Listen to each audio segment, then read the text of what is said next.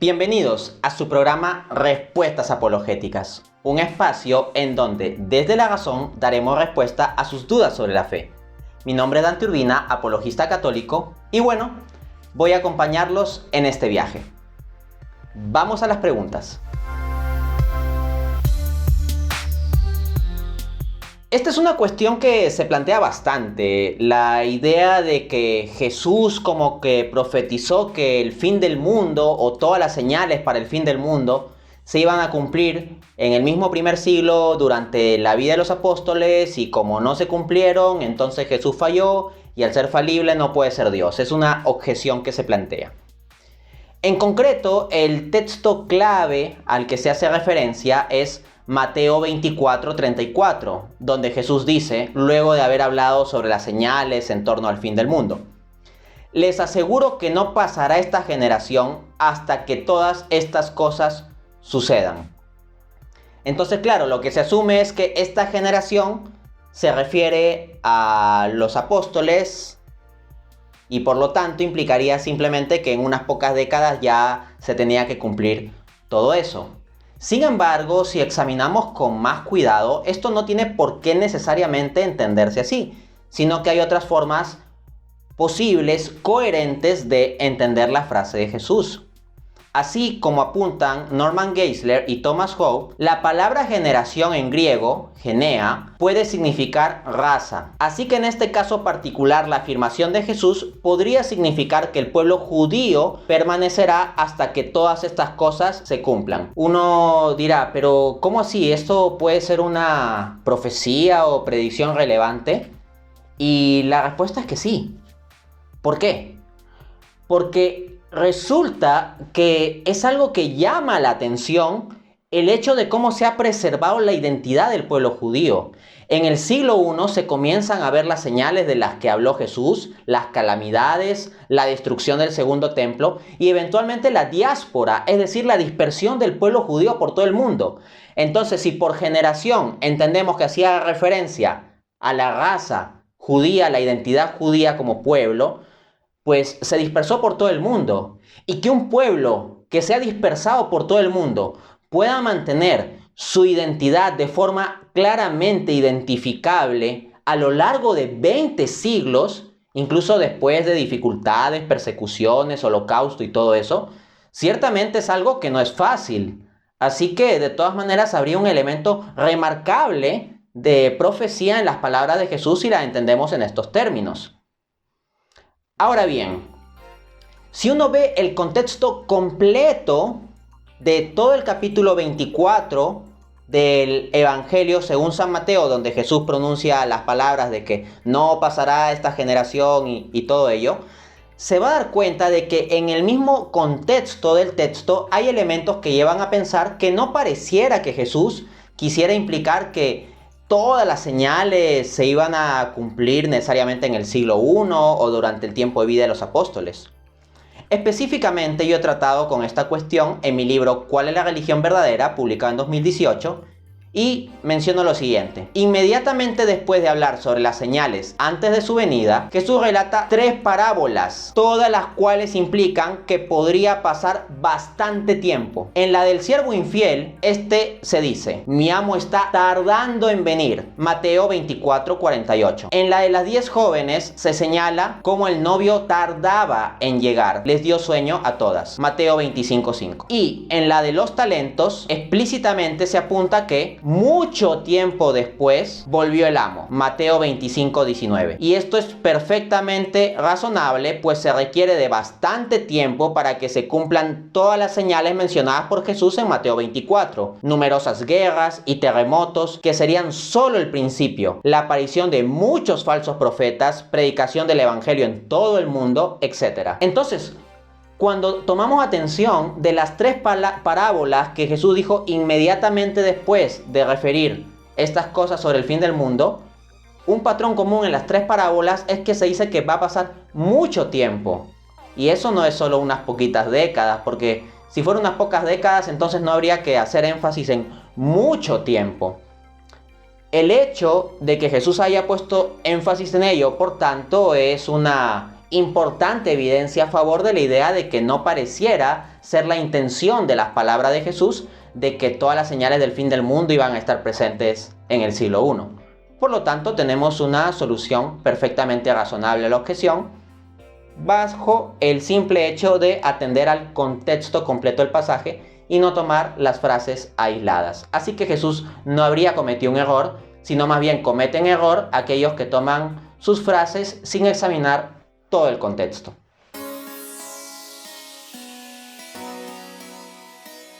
Este es un problema que se han planteado varios, ¿no? Si Jesús dice que resucitará a los 3 días o que estará 3 días en la tumba, ¿cómo se cumple eso si el único día completo que Jesús estuvo en la tumba fue el día sábado? Pues bien, vamos a examinar esto con paciencia. Vayamos al texto clave que se suele citar cuando se plantea esta cuestión. Mateo 12:40, dice Jesús: pues como estuvo Jonás en el tiempo de la ballena 3 días y 3 noches, así estará el Hijo del Hombre 3 días y 3 noches en el corazón de la tierra. Entonces inmediatamente los críticos señalan, ajá, Jesús se equivocó porque el único día que habría estado completo con el día y la noche habría sido el sábado, porque habría sido enterrado en la tarde del día viernes y habría resucitado a las primeras horas del domingo, supuestamente, dicen los críticos, ¿no? Entonces no se habría cumplido las palabras de Jesús en Mateo 12:40. Pero eso simplemente demuestra ignorancia bíblica. Si uno va a los usos del lenguaje propios de la Biblia, se va a encontrar, por ejemplo, con el texto de Esther, que es un libro del Antiguo Testamento, Esther 4:16, donde dice: ve, reúne a todos los judíos que se encuentran en Susa y ayuden por mí. No coman ni beban por 3 días, ni de noche ni de día. También yo y mis doncellas ayunaremos. Entonces vemos un texto del Antiguo Testamento que habla ni de noche ni de día. O sea, dice 3 días y asocia esos 3 días a que se ayune de modo tal que no se coma ni de noche ni de día. Entonces uno entiende que habría que cubrir 72 horas, ¿no? O sea, 3 días completos. Pero basta que uno lea un poquito más el libro de Esther y se va a encontrar con Esther 5:1, donde dice: aconteció que al tercer día se vistió Esther su vestido real y entró en el patio interior de la casa del rey. Ahora bien, si Esther hizo esto al tercer día, significa que no se completaron las 72 horas. No se llegó a completar absolutamente todo cronometrado. Y esto nos da clara señal de que en las formas bíblicas de hablar, el decir día y noche puede perfectamente entenderse como una forma de énfasis o una forma literaria, pero que se puede contar perfectamente en términos de fracción de día y no ponernos en una cuestión estricta de que tienen que ser 72 horas. Ese no es el modo de pensar de acuerdo a los usos del lenguaje que estamos viendo aquí. De hecho, los académicos Norman Geisler y Thomas Hope concurren en esto cuando dicen: Jesús usó la frase al tercer día para describir el tiempo de su resurrección luego de su crucifixión. Mateo 16:21, 17:23, 20:19, 26:61. Pero al tercer día no puede significar después de 3 días, lo cual demandaría 72 horas. Así que la frase de Jesús pues hay que entenderlas en conjunto. Por un lado tenemos que Jesús en Mateo 12:40 hace referencia a estar en el vientre, así como Jonás, ¿no? En el vientre de la ballena, él estaría como en el vientre de la tierra, dice 3 días y 3 noches. Pero el mismo Jesús también en varias ocasiones dice que resucitará al tercer día. Entonces, si Jesús mismo está diciendo que va a resucitar al tercer día, significa que la forma en que hay que entender cuando él habla de estar 3 días y 3 noches, no puede entenderse pues en términos de, vamos a cronometrar 72 horas desde que Jesús entra en la tumba, sino que simplemente son formas de hablar. Jesús simplemente quería dar a entender que resucitaría al tercer día y que uno puede contar los 3 días en términos de fracciones. Eso es posible de acuerdo al contexto bíblico precedente a Jesús mismo. Así que esta dificultad puede ser resuelta como acabamos de ver. A muchos llama la atención aquel pasaje del Evangelio donde Jesús dice que no ha venido a traer la paz sino la espada, que ha venido a traer enemistad. Vamos a leer el texto. Mateo 10 del 34 al 36. Dice Jesús: no crean que he venido a traer la paz a la tierra. No he venido a traer la paz, sino la espada. He venido a poner al hombre contra su padre, a la hija contra su madre, a la nuera contra su suegra. Los enemigos de cada uno serán los de su propia familia. Entonces, suenan duras esas palabras de Jesús. ¿Cómo entender esas palabras de Jesús? Bueno, la forma de entenderlo es con base en el principio fundamental de cualquier judío del siglo I, el primer mandamiento. Y el primer mandamiento se estructura en términos de, primero, el amor a Dios. Así, el propio Jesús, formulando este mandamiento, en Mateo 22:37 dice: amarás al Señor tu Dios con todo tu corazón, con toda tu alma y con toda tu mente. Entonces lo que encuentra Jesús es que el comprometerse profundamente con seguirlo va a implicar que muchas veces las personas a nuestro alrededor no nos comprendan e incluso nos insulten, nos persigan, nos tengan por enemigos por buscar ser coherentes con el Evangelio. Y al mismo tiempo el Evangelio tiene una dimensión combativa, porque el Evangelio anuncia y denuncia. Anuncia el bien, anuncia el perdón, anuncia la misericordia, pero también denuncia el pecado.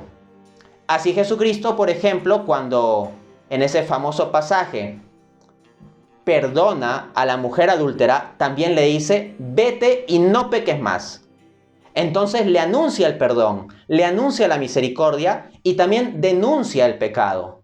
O veamos pasajes como Mateo capítulo 15, donde Jesús dirige duras palabras contra los fariseos, contra los maestros de la ley. Denuncia la hipocresía, denuncia la soberbia.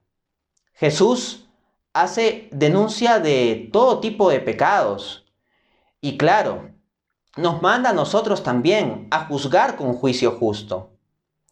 Desde esa perspectiva, si nosotros vemos cómo vivió el Evangelio alguien pues tan representativo como el apóstol Pablo, lo que nos vamos a encontrar es que Pablo muchas veces se encontraba con que su anuncio del Evangelio lo tenía que llevar a denunciar ciertas cosas que estaban mal y la gente en torno a él no lo comprendía y se le oponía.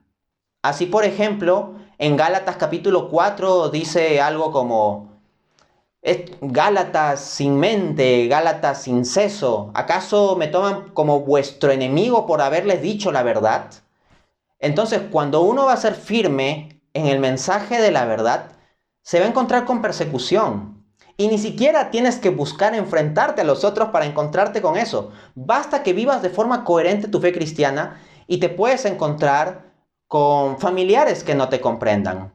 Muchas personas han experimentado testimonios curiosos o situaciones curiosas. Yo he escuchado de personas que como adolescentes se han comenzado a acercar a Cristo, de lo que antes tenían una vida mundana de salir todos los fines de semana a fiestas y a discotecas y todo eso, y sus padres nunca les decían nada.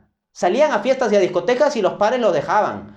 Pero cuando comenzaron a cambiar y comenzaron a ir a la iglesia y comenzaron a convertirse, ahí sí como lo que les decían frases como: oye, ya, ¿qué tanto andas en la iglesia? O sea, no les solían decir antes ¿qué tanto andas en la discoteca? Pero cuando comenzaron a ir a la iglesia, ahí sí se encontraron incomprensión y oposición dentro de la misma familia. ¿Qué tanto haces en la iglesia?